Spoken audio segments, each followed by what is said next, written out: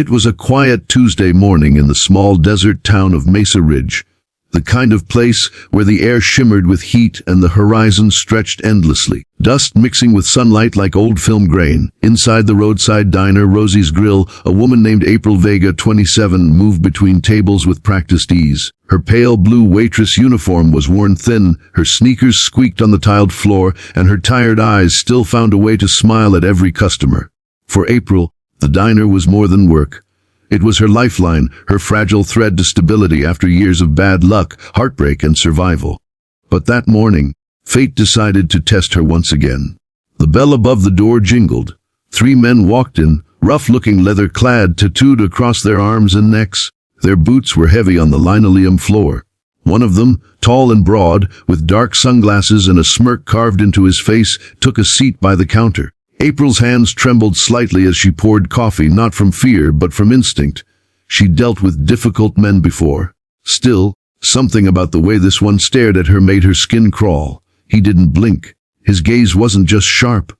It was cruel. If you believe kindness and second chances still exist in this world, then pause for a second, like, comment, and subscribe to Kindness Journal, because today's story will remind you how the smallest act of courage can awaken the biggest hearts. April set the coffee down and tried to back away quietly, but the man reached out, gripping her wrist. "You look nervous," he sneered, voice gravelly. "Don't be. We're just having fun." His friends laughed from their booth, clinking beer bottles.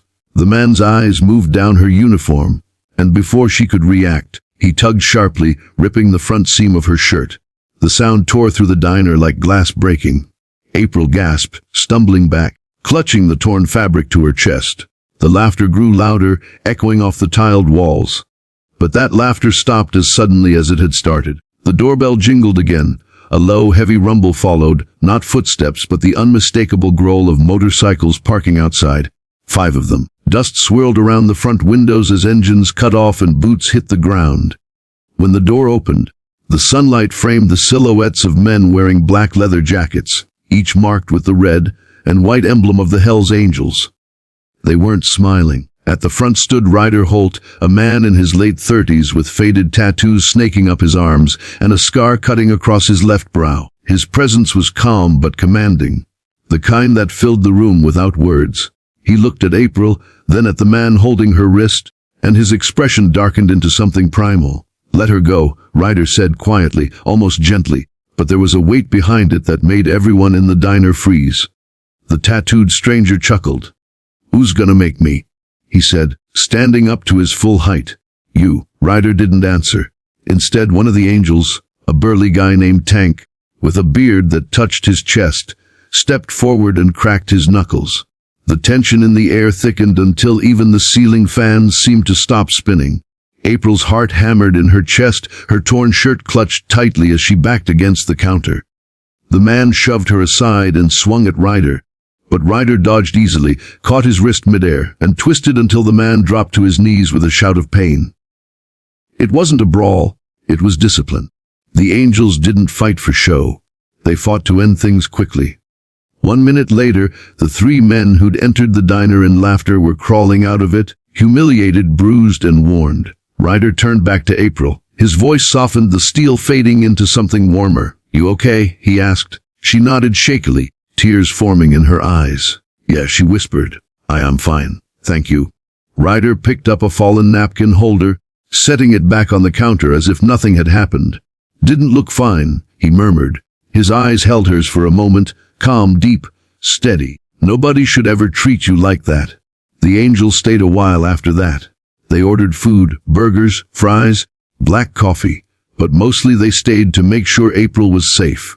Between orders, she caught glimpses of them laughing softly among themselves, teasing each other about who cooked worse when they were on the road. And for the first time in a long while, she didn't feel invisible. April had grown up on the outskirts of Mesa Ridge, the daughter of a trucker who died young and a mother who'd never recovered from losing him. By 20, she'd been alone, juggling bills, jobs, and heartbreak.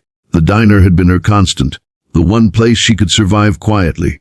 But safety for April always felt temporary. When Ryder returned a few days later, the diner was quieter. He sat at the same stool by the counter, nodded at her like an old friend, and said simply, "Coffee, black." That became a ritual. Every other morning, the low rumble of his bike would signal his arrival. He never said much, but he always left a generous tip, sometimes folded into a napkin with small notes like, "You're stronger than you think." Weeks passed, and April noticed that she'd started to smile again. Not the practiced smile she wore for customers, but a real one. Sometimes Ryder would tell her stories from the road, places he'd seen, people he'd helped, memories of the brotherhood he'd built out of broken souls. He'd say, "Most people think we're outlaws, but truth is we're just misfits who found family on two wheels." But beneath his calm, April could sense a pain he didn't talk about. One evening, when the sun poured gold through the windows, she asked, "Ryder, why did you really help me that day?" He paused for a long time before answering. "Because someone once helped my sister when I couldn't," he said quietly. "I made a promise to pay it forward. Guess that promise found its way to you." From that day, April saw him differently. He wasn't just the man who saved her. He was a reflection of something she'd forgotten existed. Goodness wrapped in scars, kindness hiding beneath leather.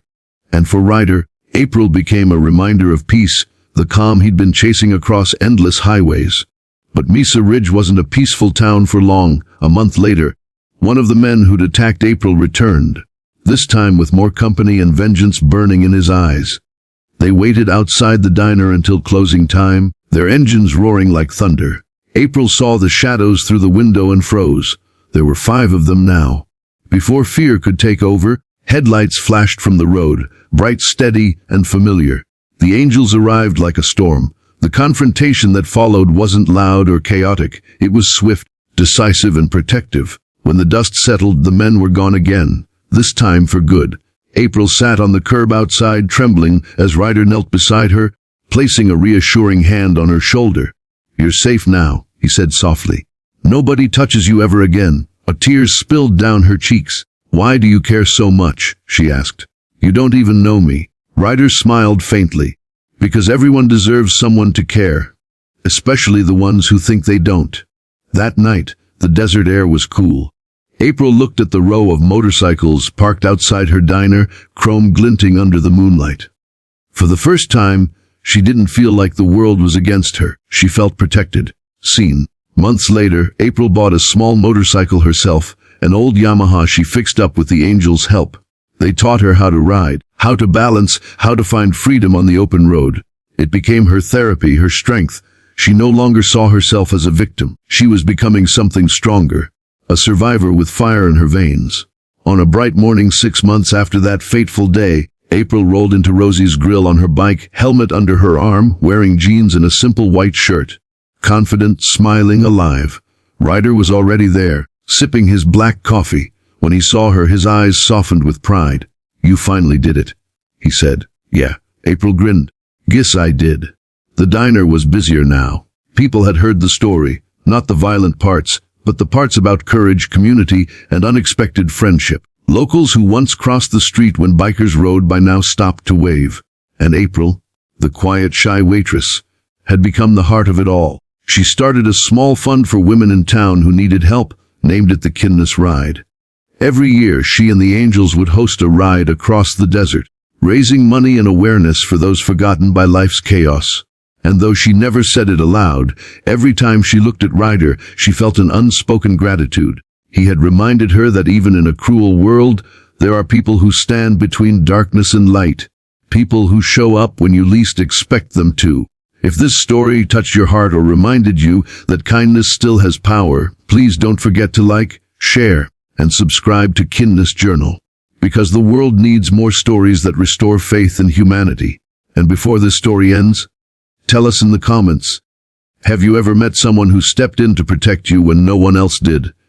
As the sun dipped behind the horizon that evening, painting the desert sky in soft shades of orange and pink, April stood outside the diner, watching the angels ride off toward the fading light.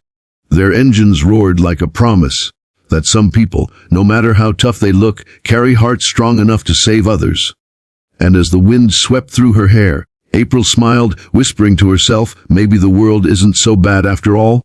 Because sometimes, salvation doesn't come from angels with wings, but from angels who ride on two wheels.